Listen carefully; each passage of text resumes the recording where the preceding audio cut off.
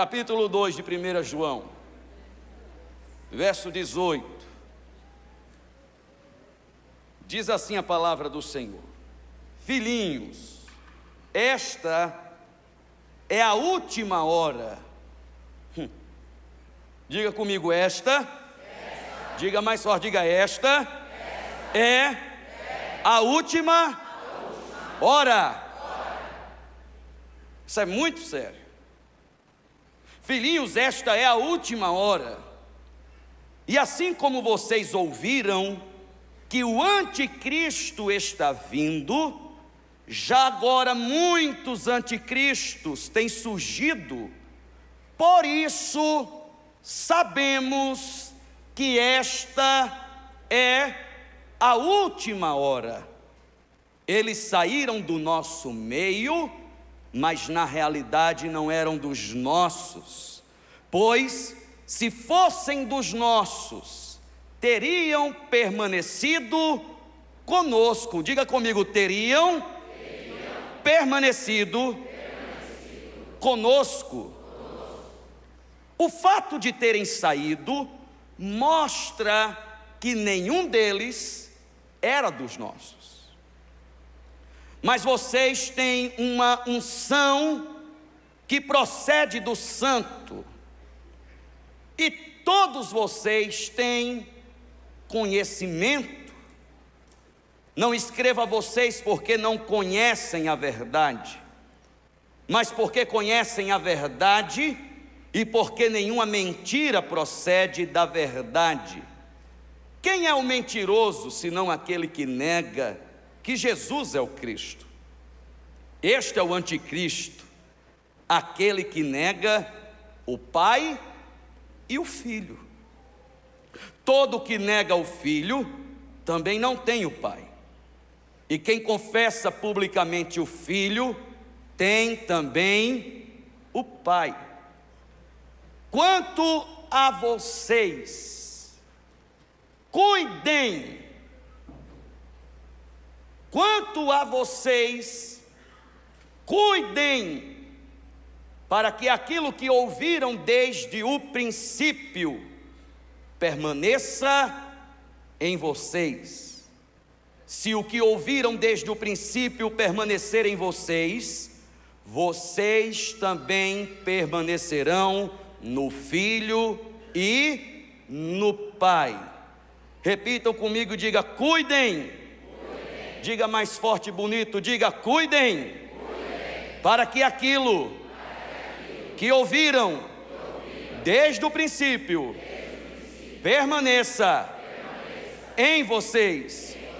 Bem forte, diga, se o que ouviram desde o princípio permanecer em vocês, vocês também permanecerão no Filho e no Pai.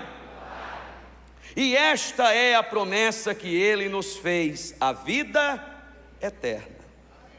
Escrevo estas coisas a respeito daqueles que os querem enganar.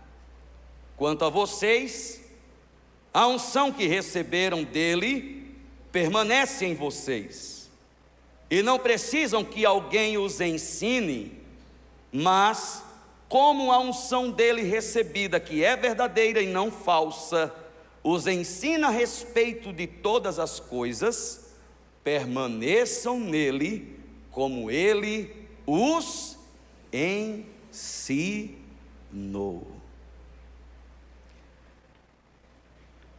Nós estávamos passando pelo vale do Amargedon, lá em Israel. E quando nós ouvimos essa palavra Amargedon, a primeira ideia que vem na nossa mente é uma grande batalha, uma grande guerra, e geralmente nós pensamos e limitamos o nosso entendimento a compreendermos que essa guerra será uma guerra bélica, uma guerra de caráter militar, com mísseis, com canhões, com tanques, com tiro, com mortes, com exércitos, com soldados. militando, batalhando, guerreando, lutando contra um exército adversário. E eu perguntei para o nosso guia judeu, eu disse: qual é a sua compreensão a respeito da batalha, da guerra, do Armagedon?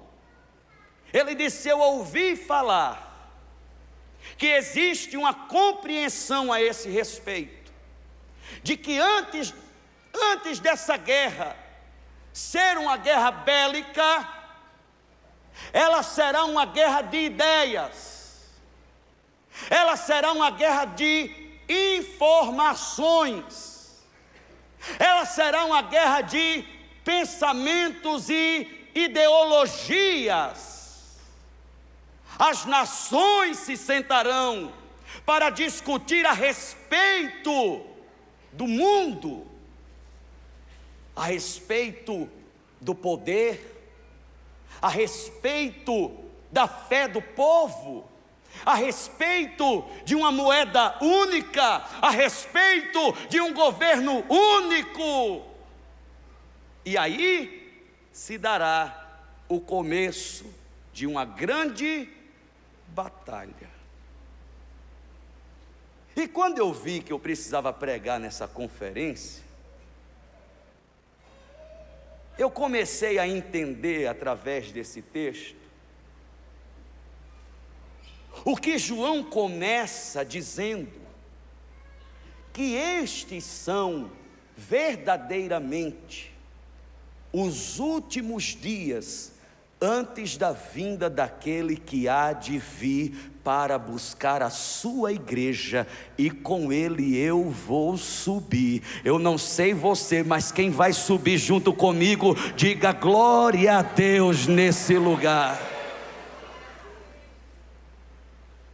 Ele começa dizendo: esta é a última hora, ou seja, estes são os últimos dias, e nós precisamos prestar atenção àquilo que está acontecendo nestas que são as últimas horas, nestes que são os últimos dias, porque pode não parecer, mas é justamente nos últimos instantes, é justamente quando nós estamos para concluir alguma coisa, que muitos de nós começamos a perder, que muitos de nós começamos a ficar para trás, que muitos de nós começamos a abrir mão daquilo que nós não deveríamos abrir mão. Ele escreve dizendo: filhinhos, esta é a última hora. E assim como vocês ouviram que o anticristo está vindo, já agora muitos anticristos têm surgido. Por isso sabemos que esta é a última hora. O que ele está dizendo é: não se perca exatamente no final, quando você está prestes a cruzar a linha de chegada. Não se perca por estar cansado, não se perca por se decepcionar, não se perca por se frustrar, não se perca por confiar demasiadamente em si mesmo, que já fez muito, que já está garantido, de que não existe nada mais a ser feito. Preste atenção: enquanto você não cruzar a linha de chegada, corra como a corrida tivesse acabado de começar, com todo fôlego, com toda força, com toda perseverança, com toda determinação, porque estas são as últimas horas, estes são os últimos dias, para nos depararmos com um dia glorioso, em que nós ouviremos: sejam bem-vindos, benditos do meu Pai. Mas estas são as últimas horas, estes são os últimos instantes, e muitos têm se perdido por causa de tantas informações que têm recebido. E aí está a guerra, e aí está o surgimento dos anticristos que tem se levantado, antes de se levantar o anticristão. Vão se levantando os anticristinhos, os peixes pequenos, antes que se levanta o chapa quente, o tubarão. Uma coisa é nós identificarmos aquele que é o principal, outra coisa é sermos confundidos e ignorarmos aqueles que cumprem a mesma função, por não os identificarmos da mesma forma como nós identificaremos aquele que surgirá no final de todas as coisas. E nessa guerra de informações, nós vamos deixando todas essas coisas entrarem no nosso coração, nós vamos permitindo todas essas informações mexerem com a nossa identidade, mexerem com a nossa fé, mexerem com nossas convicções, mexerem com o nosso relacionamento com Deus, com a nossa intimidade com o Senhor. É aquela amiga que se aproxima de você com conselhos vãos e inúteis, que coloca você contra o seu marido, que coloca você contra a sua esposa, que coloca você contra o seu lar, contra a sua família. Você vai abrindo a sua intimidade para quem nunca você deveria abrir. Você vai compartilhando os segredos da sua vida para quem não reconhece o valor que você tem. E de repente você começa a receber informações e informações que vão colocando em questão aquilo que você acredita, aquilo que Deus está fazendo dentro de você, a forma como Ele está agindo em você, através de você, aquilo que Ele está fazendo dentro da sua casa, a forma como Ele está transformando o teu caráter, curando as suas emoções, e essas informações começam até a tomar o lugar da palavra de Deus sobre a nossa vida.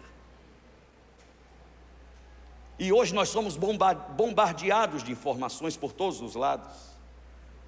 A gente abre o celular e nas redes sociais nós temos demandas de informações. Nós abrimos qualquer site e temos várias informações.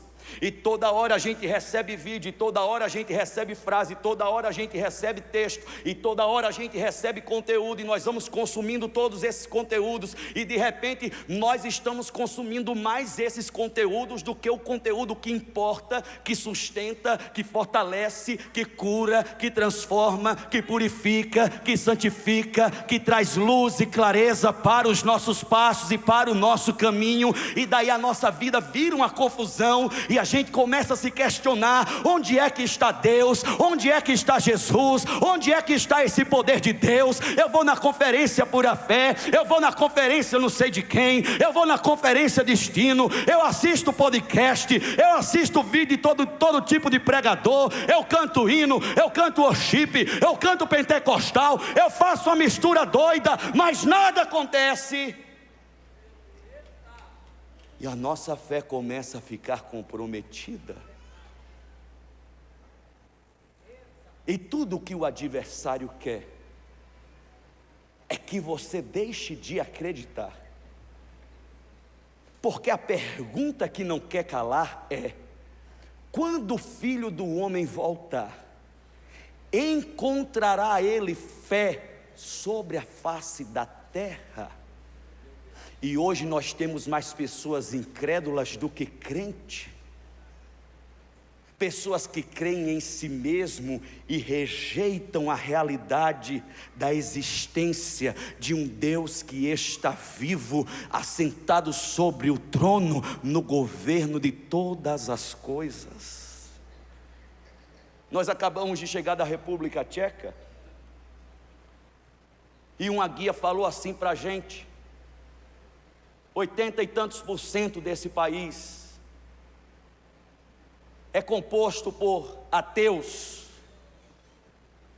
por pessoas que não acreditam em Deus, por pessoas que consideram Deus e a religião como o ópio da humanidade, como uma substância que dopa, que anestesia, que rouba a consciência do ser humano. E nós perguntamos: e a senhora? Tem alguma religião? Então, minha mãe era protestante, meu pai era católico, e eles esqueceram de mim. Cresci sem uma fé, cresci sem uma religião, mas quando eu preciso, eu sempre vou lá pedir para ele. Às vezes funciona, às vezes não dá certo. Eu fiquei olhando para aquela mulher, eu fiquei olhando para a realidade daquele país. Na mesma calçada nós passávamos pela frente de 2 ou 3 igrejas, na mesma calçada, e eu disse: mas um lugar que tem tantas igrejas, como pode ter tão pouca fé? É porque as pessoas passaram a acreditar mais em si mesmas. As pessoas passaram a acreditar demasiadamente no seu potencial, no seu eu. E é impossível nós seguirmos ao Senhor Jesus Cristo sem tomarmos a nossa cruz e negarmos a nós mesmos e crucificarmos o nosso eu. É preciso crucificar o nosso eu para que ele seja, para que ele reine, para que ele governe, para que ele seja soberano, para que ele seja absoluto, para que a palavra dele prevaleça, para que a sabedoria dele possa transformar o nosso entendimento, para que o amor dele possa transformar o nosso ser, e assim nós possamos ser como luzeiros nesse mundo, porque o mundo não nos verá, mas verá ele através de nós. Estes são os últimos dias e esta é a última hora, e é justamente por ser as últimas horas dos últimos dias que vemos tantas pessoas e tantas coisas acontecerem para diminuírem a Cristo e a sua mensagem. Você quer acabar com o sentido da vida? Anule a Deus. Você quer acabar com o sentido da vida? Anule a realidade de um Cristo ressurreto.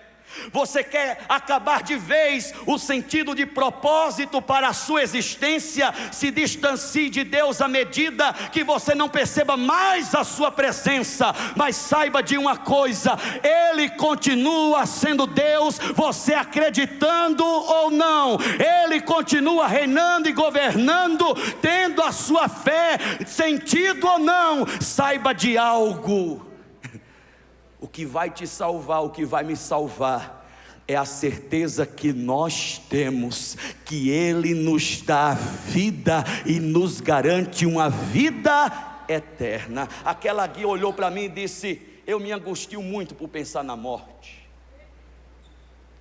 por pensar que o tempo está passando e a minha vida vai chegar a um fim. Eu disse: o problema da senhora é esse, que para o que a senhora chama de fim, eu chamo de um novo começo. A morte é uma porta para uma vida que não terá fim, porque Ele me garante a vida eterna.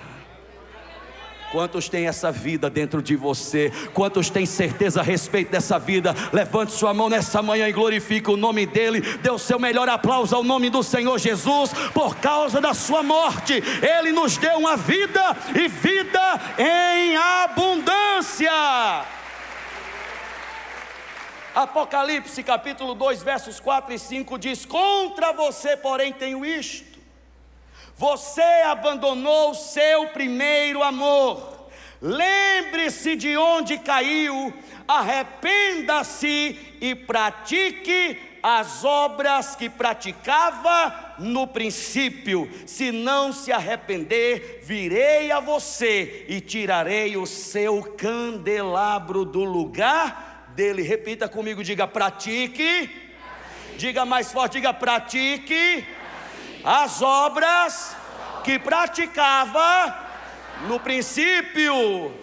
Como que um relacionamento termina? É quando você deixa de fazer aquilo que você começou fazendo. Quando você perde a admiração da sua esposa, quando você perde a admiração do seu marido, é quando você passa a fazer qualquer outra coisa diferente daquilo que você fazia no começo, no princípio. Porque o que fez ela se entregar a você, o que fez ele se entregar a você, foi justamente aquilo que você fazia no começo de todas as coisas. A mesma situação acontece no nosso relacionamento com Deus, e eu quero que você entenda algo nessa manhã. O que vai te levar até o fim, sendo estas as horas do começo ou as últimas horas, é justamente você continuar fazendo aquilo que você fazia no começo. O que te fez começar é o que vai fazer você permanecer até o fim. Volte às práticas da primeira hora, volte às práticas do começo. O que você fazia no começo? Eu só orava, eu só lia a Bíblia, eu só adorava com intensidade, adorava de todo o coração, o meu coração ardia, eu estava apaixonado. Continue apaixonado, continue falando com Ele, continue adorando a Ele, continue amando a Ele, continue buscando a presença dEle. Não existe nada mais a ser feito. Nós é que vamos, irmãos, agregando coisas que vão nos cansando. Nós é que vamos, irmãos, sendo atraídos pelo supérfluo. Nós é que vamos, irmãos, nos iludindo com aquilo que não tem sentido, com aquilo que rouba o melhor do nosso tempo, com aquilo que rouba o melhor da nossa energia, com aquilo que rouba o melhor do nosso entendimento, com aquilo que rouba o melhor dos nossos dias. O que alegra a Vanessa é tão pouco, e se eu deixar de fazer eu vou perdê-la. O que é melhor? É eu me atentar para aquilo que mantém o meu relacionamento, ou me deixar levar por aquilo que eu acho que?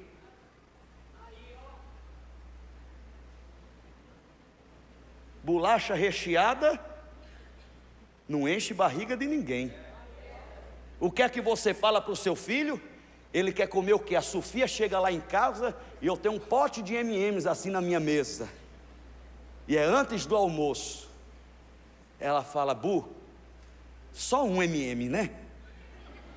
Eu disse: Sofia, você vai almoçar. Se a sua mãe sabe, eu perco a cabeça, Sofia. Mas só um pode, né, Bu? Eu disse: pode. Ela come aquele um M&M, mas depois daquele M&M, ela diz: só mais um não vai fazer diferença, né, Bu? Eu disse: Sofia, além da cabeça eu vou perder os meus 2 braços, mas só mais um pode, né, Bu? Eu disse: pode, Sofia, então toma mais 2. E daí ela come 10 M&M nessa conversa mole. E aí a babá dela coloca um prato de comida. O que é que ela diz? Não estou com fome, não vou comer. Eu disse: Sofia, pela caridade santa, coma, pelo amor de Deus. Eu vou aplicar soro na tua veia, menina. Ela bate o pé, faz bico, chora, mas não come. Por quê? Porque aquilo que não precisava, aquilo que foi dado na hora errada, aquilo que ela sobreviveria sem, distraiu a sua fome. Qual é o problema da igreja desse tempo?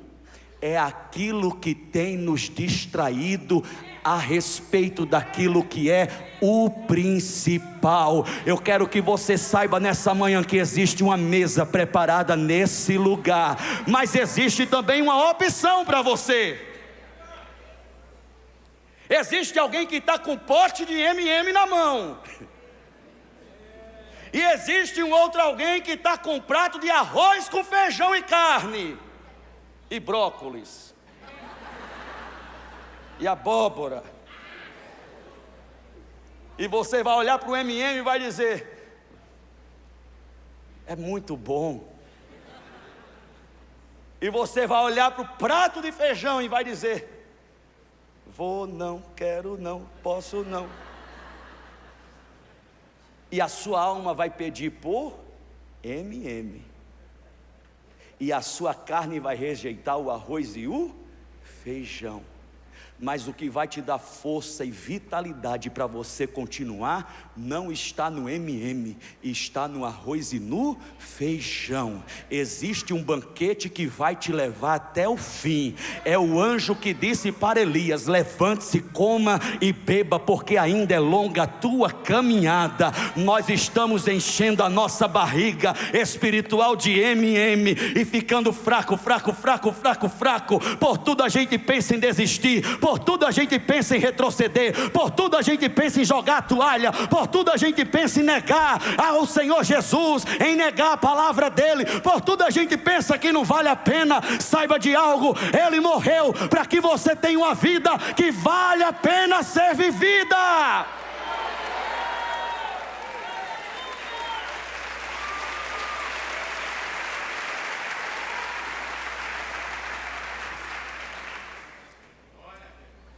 Diga: eu não posso.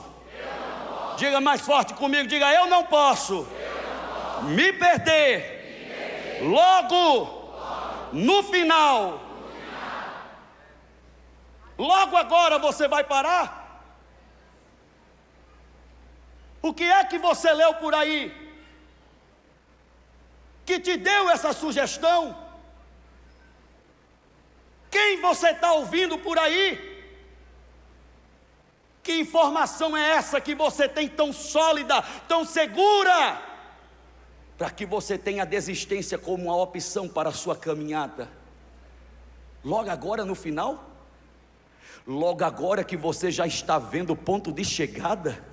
Logo agora que você está vendo a linha de chegada, a linha final, os últimos metros, você não vai parar, você não vai desistir, você vai seguir as pisaduras de sangue. Um novo e vivo caminho foi aberto para você. É por isso que você precisa hoje se encher de ousadia e de confiança e adentrar a sala do trono. Vou seguir os passos de Jesus, vou levar comigo a minha cruz. Se espinhos ferem os meus pés, eu vou descansar nos braços de Jesus. Quando o crente está firme nos pés do Senhor, o inimigo se levanta, mas tem que cair. O crente não deixa a cruz, mas leva até o fim. Se cair 1000 ao seu lado, ele não cede não. Sempre está protegido por um batalhão, bem guardado. Desse jeito desistir, porque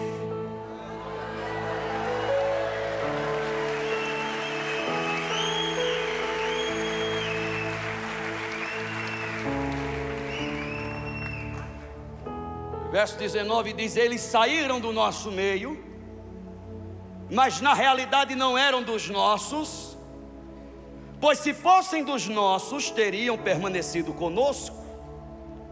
O fato de terem saído mostra que nenhum deles era dos nossos, mas vocês têm a unção que procede do Santo, e todos vocês têm conhecimento. Não escrevo a vocês porque não conhecem a verdade, mas porque conhecem a verdade e porque nenhuma mentira procede da verdade. Quem é o mentiroso senão aquele que nega que Jesus é o Cristo? Este é o anticristo, aquele que nega o Pai e o Filho. Todo que nega o Filho também não tem o Pai, e quem confessa publicamente o Filho tem também o Pai. Quanto a vocês, diga comigo: quanto a mim. Diga mais forte, diga: quanto a mim. Quanto a vocês, cuidem para que aquilo que ouviram desde o princípio permaneça em vocês. Se o que ouviram desde o princípio permanecer em vocês, vocês também permanecerão no Filho e no Pai. E esta é a promessa que Ele nos fez, a vida eterna. Escrevo estas coisas a respeito daqueles que os querem enganar. É por isso que a guerra destes últimos dias, dessas últimas horas, será uma guerra de informações.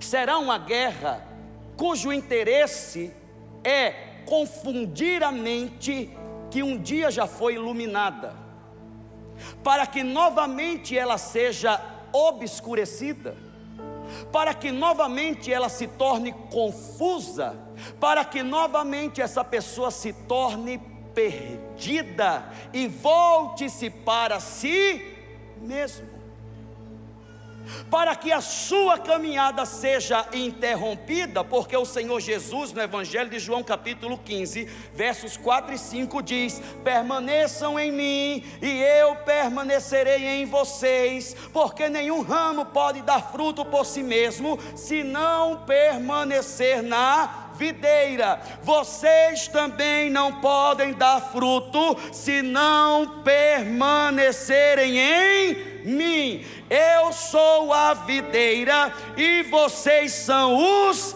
ramos. Se alguém permanecer em mim e eu nele, esse dará muito fruto, pois sem mim nada vocês podem fazer. Diga: sem Jesus. Diga mais forte, diga: sem Jesus eu não sou, eu não posso, eu não tenho, eu não sei. Diga: em Jesus eu posso, eu tenho, eu sou, eu sei. Com Jesus eu dou fruto em abundância. Ele diz: eu sou a videira, vocês são os ramos. Não existe vida no ramo sem estar ligado à videira. É fácil de entender. Você corta um ramo da videira principal, e com o passar de alguns poucos dias, esse ramo que estava verdinho e capaz de frutificar, ele começa a secar, ele começa a perder a sua vida, porque ele foi desligado da sua fonte de vida.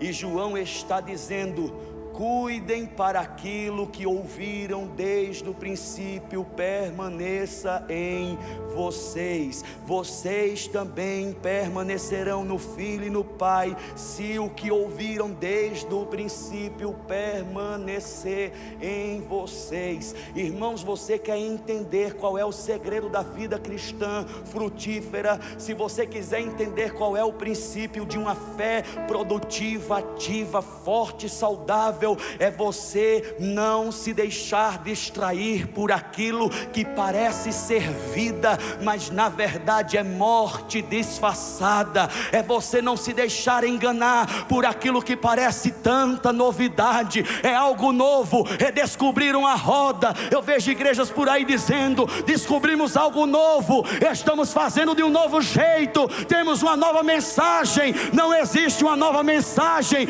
existe uma única mensagem. É a dos profetas, é a dos apóstolos, é a mensagem que o Senhor Jesus deixou: eu sou o caminho, a verdade e a vida, e ninguém vem ao Pai a não ser por mim.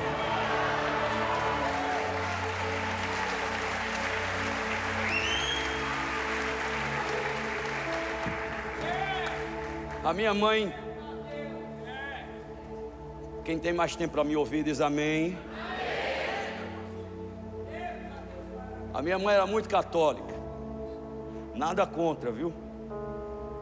Amo todo mundo, tudo certo.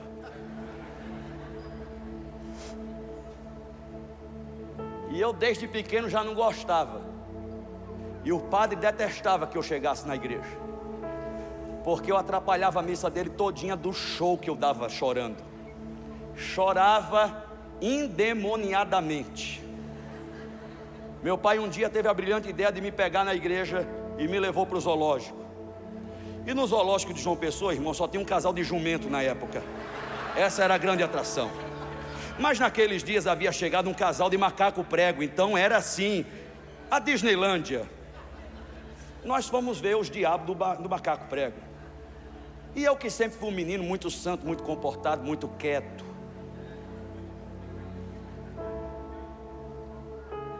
fui brincar com os macacos prego. Um macaco prego agarrou meu braço, enrolou o rabo no meu braço, enquanto o desgraçado do outro mordia meu dedo. Antes eu tivesse ficado na missa. Meu pai usava aquelas carteiras chamada capanga. E ele disse para o moço do zoológico que chegou lá: abre aí. O moço disse: eu não posso, acabar de chegar, é a grande atração da cidade. Ou você abre ou eu mato você primeiro, depois eu mato os macacos. Ele fez bem, entre eu e os macacos. Ele abriu, irmão, era carteira para um lado, macaco para o outro, e meu dedo sangrando, e eu gritando, aquela confusão, e minha mãe rezando.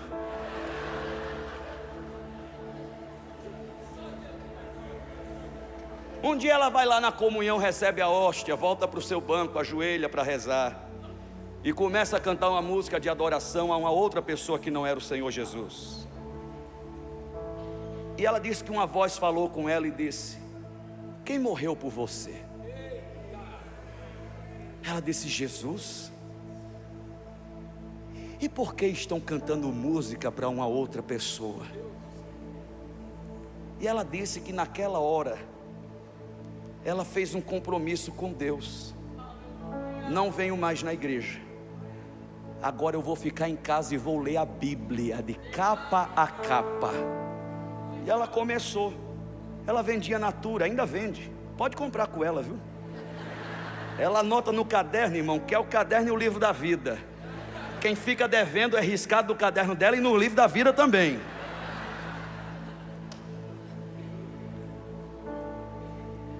E nessa clientela toda tinha uma senhora que conhecia Jesus. E naquelas conversas de quem está comprando e quem está vendendo, a mulher vai conversando. E ela tinha uma cliente que era aposentada da Caixa Econômica Federal, que aquela mulher conhecia Jesus. E de uma forma despretensiosa, aquela mulher começou a discipular minha mãe. E todas as dúvidas que a minha mãe tinha, ela perguntava para aquela senhora, e aquela senhora esclarecia a dúvida da minha mãe a respeito da palavra de Deus. Um dia minha mãe acordou no meio da noite, porque ela ouviu uma voz que dizia assim: eu sou o caminho, a verdade e a vida. Ela acorda desesperada, olha para o meu pai está dormindo. Ela olha para a casa está apagada, silêncio absoluto, coração acelerado, ansiosa para o dia amanhecer, para ligar para aquela cliente e entender o que estava acontecendo. Ela liga para a cliente e diz: olha, eu ouvi uma voz que disse: eu sou o caminho, a verdade e a vida. O que é que está acontecendo? Ela diz: abre aí. Lá está escrito: eu sou o caminho, a verdade e a vida, e ninguém vem ao Pai a não ser por mim. O tempo passa, nós mudamos da casa onde morávamos, fomos para um apartamento. Nós morávamos no 101, no 104 tinha um casal, o André e a Dona Rosa. Dona Rosa, irmão, uma baixinha,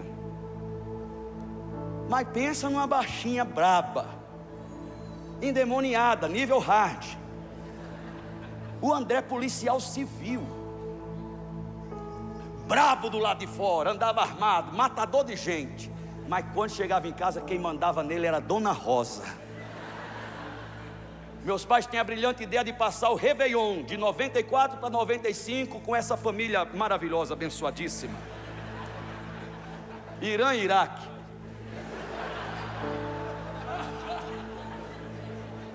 A dona Rosa cozinhava bem numa medida assim extraordinária. Cadê minha mãe? Está por aqui? Está lá no café. Depois vocês perguntam para eles a conversa. A dona Rosa diz: deixa comigo que eu vou fazer a comida inteira. E ela faz a comida inteira. E vai chegando a noite. E a gente, aquela mania, né? Vou nem almoçar hoje. Quem já fez isso diz amém. Eu faço isso até hoje. Vou nem almoçar, hoje eu vou acabar com tudo. Vai chegando a noite, irmão. A dona Rosa e o André brigam. E ela diz: não vai ter ano novo, não vai ter nada, eu vou fechar a porta e vou dormir. E a gente que não tem nada a ver com essa briga. Senhora fez a comida. Desgraçada, vai acabar com o ano novo nosso. Mata ele, mas não mata a gente de fome. Eu fiquei sem almoçar.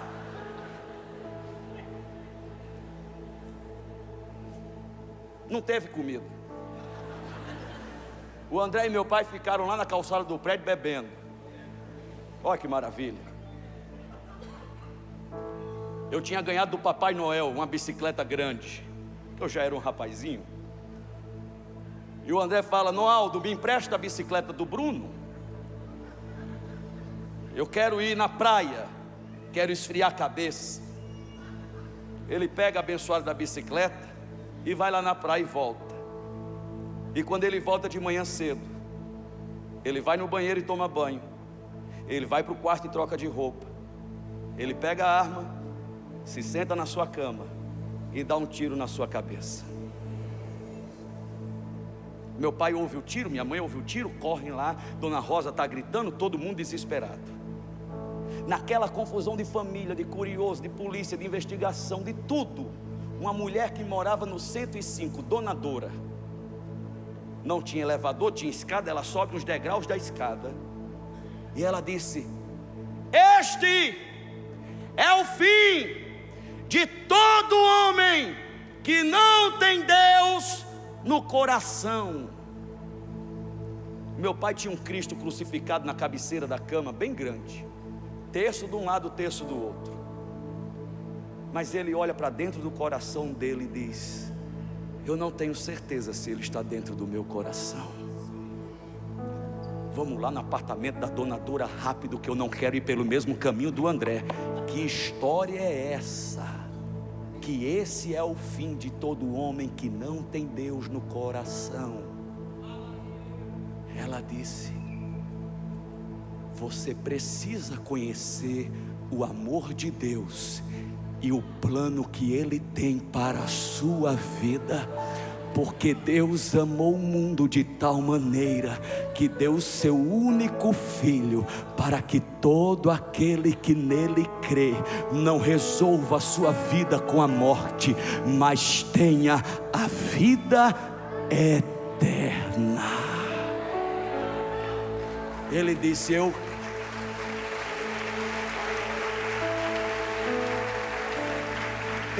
quero ter essa vida, eu não quero morrer. Então vamos lá na igreja. E nós chegamos dia 7 de janeiro de 1995. Era um domingo. Domingo de manhã a gente foi para a praia, despedida de solteiro, porque daqui a pouco a gente vai casar com o Senhor Jesus. Mas vamos para a despedida de solteiro, vamos para a praia. E foi uma família conosco. E meu pai contou toda essa história do André e da dona Rosa. E o outro amigo dele disse: eu também não quero ir pelo mesmo caminho do André. À noite eu vou junto com vocês para a igreja. Eu também quero essa vida. À noite nós estamos lá, enche um banco inteiro, as duas famílias. O pastor prega. No final ele faz o apelo. Meu pai levanta a mão, minha mãe levanta a mão. Eu não sei o que está acontecendo, eu também levanto a mão. Minha irmã também levanta a mão. A família também levanta a mão. E a gente vai lá para frente, ajoelha. E o pastor chega na minha mãe, coloca a mão na cabeça dela e diz: eu sou o caminho, a verdade e a vida, e ninguém vem ao Pai a não ser por mim. É assim que Jesus entra na vida de um homem e de uma mulher sem esperança, sendo esperança para um coração vazio, sendo vida para uma alma morta, sendo luz para aquele que vive na escuridão. Se você tem essa vida, erga a sua mão para o alto e diga glória a Deus.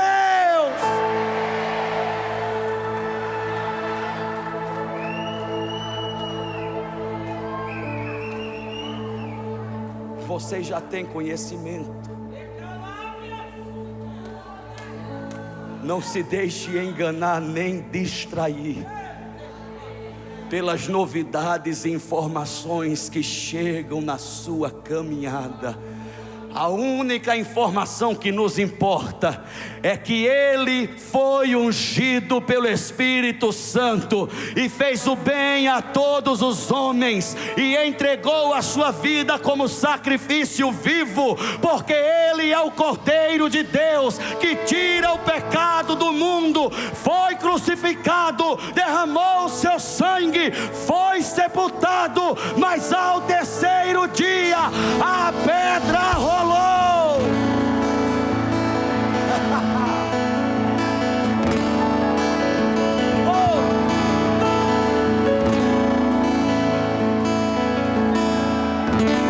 Ele se colocou de pé.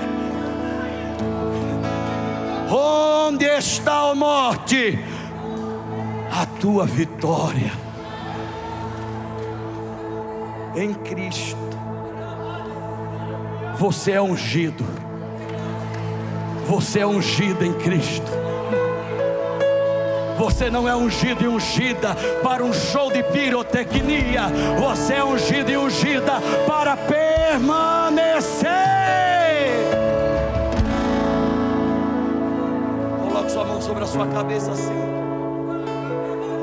e diga: eu sou. Diga mais forte, diga: eu sou ungido para permanecer.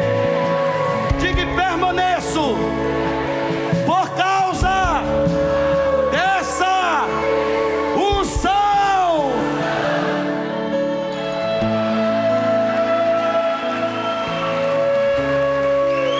Se é para o Senhor Jesus, faça mais forte nessa tarde. Se é para Ele, faça mais forte nessa tarde.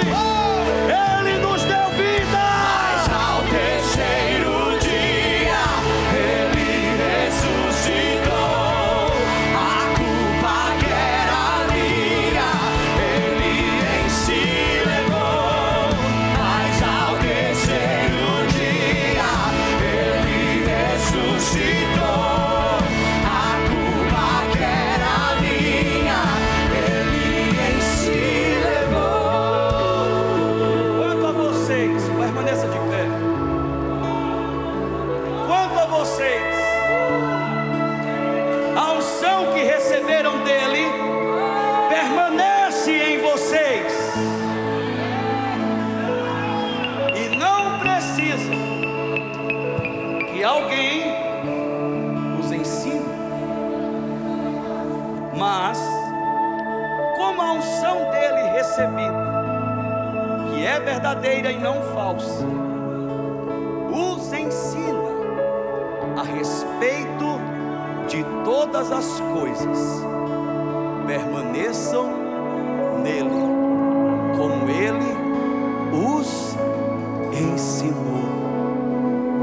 Não foi homem e nem mulher que disse para minha mãe: eu sou o caminho, a verdade e a vida.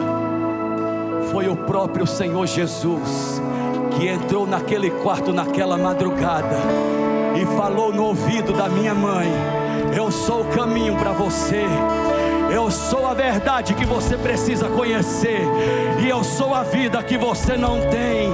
Mas não existe outra forma de viver essa vida, de conhecer essa verdade, que não seja por esse caminho.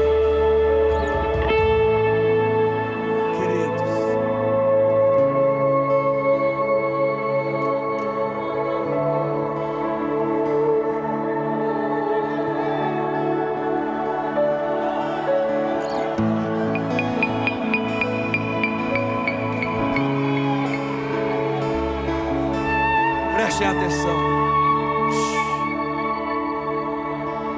Escuta. Nós não queremos ser nada além do que um instrumento para que pessoas conheçam a verdadeira vida que há em Jesus Cristo. Nós não queremos ser uma casa de show, de espetáculos, uma promotora de eventos. Não queremos ser. A gente chama isso aqui de conferência para você entender, para te atrair de alguma forma. Mas o que nós estamos fazendo aqui, estamos dizendo para você que a verdadeira vida está em Jesus Cristo, e de que você não pode abandoná-lo e nem deixá-lo, porque qualquer coisa que existe fora dele é morte, é morte, e é morte eterna. Eu fui lá naquele túmulo. Se eu for em Meca, Maomé está enterrado lá. Se eu for no Vaticano, os papas estão enterrados lá. Nós fomos na República Tcheca, entramos lá na Catedral do Palácio. Era tanta gente enterrada lá dentro, que eu disse: meu Deus, eu vou comprar um túmulo aqui dentro, pelo menos é bonito.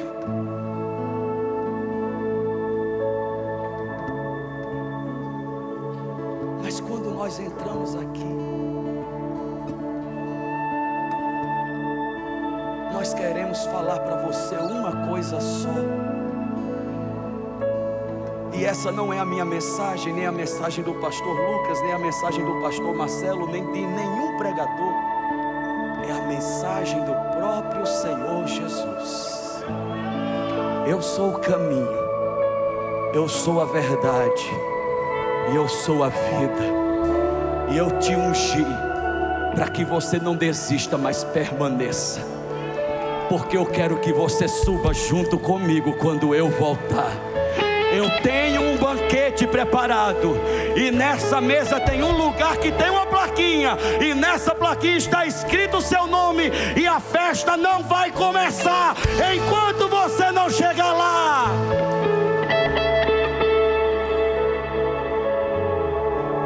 Existe vida, e vida em abundância para você. Talvez você está aqui com a sua fé tão fraca, tão decepcionado com religião, com igreja, com estrutura denominacional, que você está só o disfarce. Você até serve, você até dizimista, até ofertante, você até cumpre escala na igreja, mas a sua fé, eu quero te lembrar de algo. Nós não somos ungidos para darmos um show espiritual. Nós somos ungidos para permanecermos nele até que ele venha. A unção dele está sobre a sua vida. Essa unção despedaça o jugo da culpa. Essa unção despedaça qualquer jugo que está tirando de você a força, a alegria, a paz, a vida, a esperança, o prazer de ser de Deus, o prazer de viver para Deus, o prazer de viver os planos de Deus, o prazer de dizer para Deus: faz a tua vontade na minha vida. É o meu prazer, é viver a vontade dEle, é agradar o coração dEle, é ter a certeza de que eu sou quem Ele me fez para ser, e de que eu estou vivendo nessa terra tudo que Ele tem preparado para